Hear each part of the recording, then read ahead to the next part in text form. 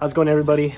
So right now we just got the Hasport rear mount that we're gonna install, and Chris is getting the car jacked up right now, getting it ready to go. I never done this on the SI before. I did it in my car. It was a pain. Maybe with experience that I've gotten from the RSX, it should help me with this. This part is broken off. Like it's like, see, it's like pushed in. Is this from me? Yeah, remember when you left that parking lot? That one time? Yeah. Really? That one time? Yeah. Oh my god. Right now we got the car jacked up. To be honest, I don't know how long this is gonna take just for one mount. Let's get started. It's recommended to have at least a rear mount when you have a race header on, so it will minimize the movement of the engine. It's a pretty inexpensive upgrade as well. Make sure you have a jack supporting it. In this case here, have it on the transmission. First, I would recommend to take out the front mount bolt. You don't have to loosen this all the way. It should give us enough wiggle room to get the rear mount and put the new one in. Yep, there it goes.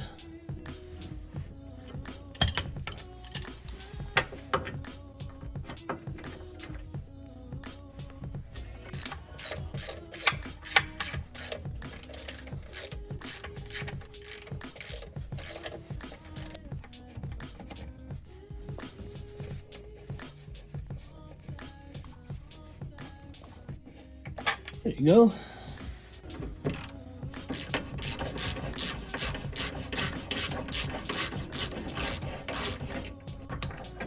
Okay, ooh, it's kind of rusty.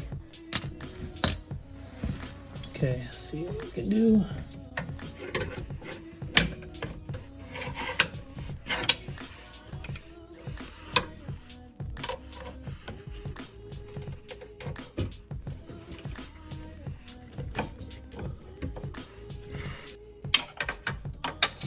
If you move it, if you keep moving it, it'll wiggle out. It's Yeah. almost there. Okay. Let's see. Oh my god. Probably need more. Let's see. Where'd it go? Almost there.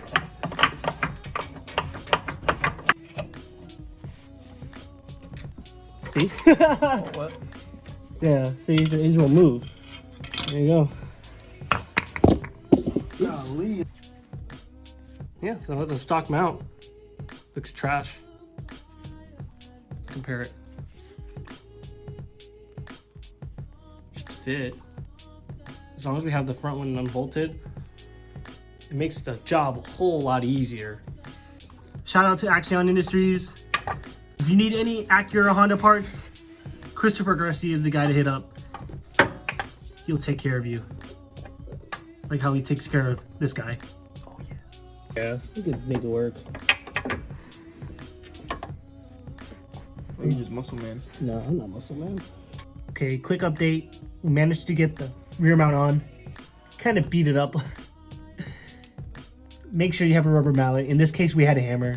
A scissor jack worked best to push the engine forward, so that's what we did. And then front mount's on. We need to get this bolt lined up, and we're gonna get the front mount bolted on. Once you undo the scissor jack, the rear mount should be pushed back to where you can line up the bolt. We're gonna go ahead and torque the front mount bolt. That's gonna be 47 foot-pounds. So for this bolt right here, it's gonna be 65 foot-pounds, and then the bottom one right here is gonna be 69 foot-pounds. Oh my god, you're turning it so much. It's so much. There it is. That's that. And that should be it.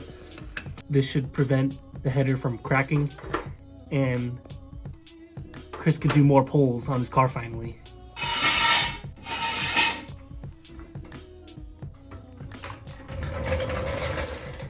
Who are you taking out first? Everyone. Myself. Let's see if you can get into second gear this time. I'm not gonna miss. Nah, you got this.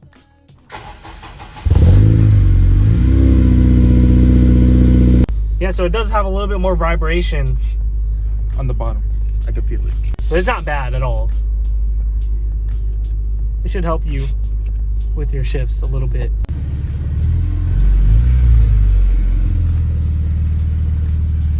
It's not bad, but I don't know. It depends on what people consider bad, I guess. This is not bad at all. Not compared to your car, for sure. That's because I have full mounts. Feels like, I guess, like softer, I guess you could say. Yeah. That's good. Maybe I won't miss second anymore.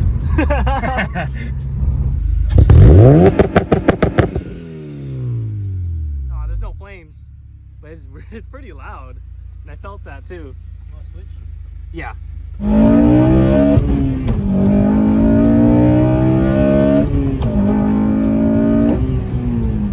Oh yeah, that feels much better. What you thinking, man?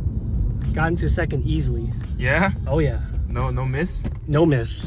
No, Not it's not like me. no, like when I first did it, you could feel the engine move, but this is really solid. Sometimes some people said that the header would crack, or not crack. The header would like bounce around, and you will hear it banging around the car if you do like a pull or two. But this one is pretty damn solid. Well, that looks like that's going to be it for the video. Thank you for watching, and I'll see you guys on the next one.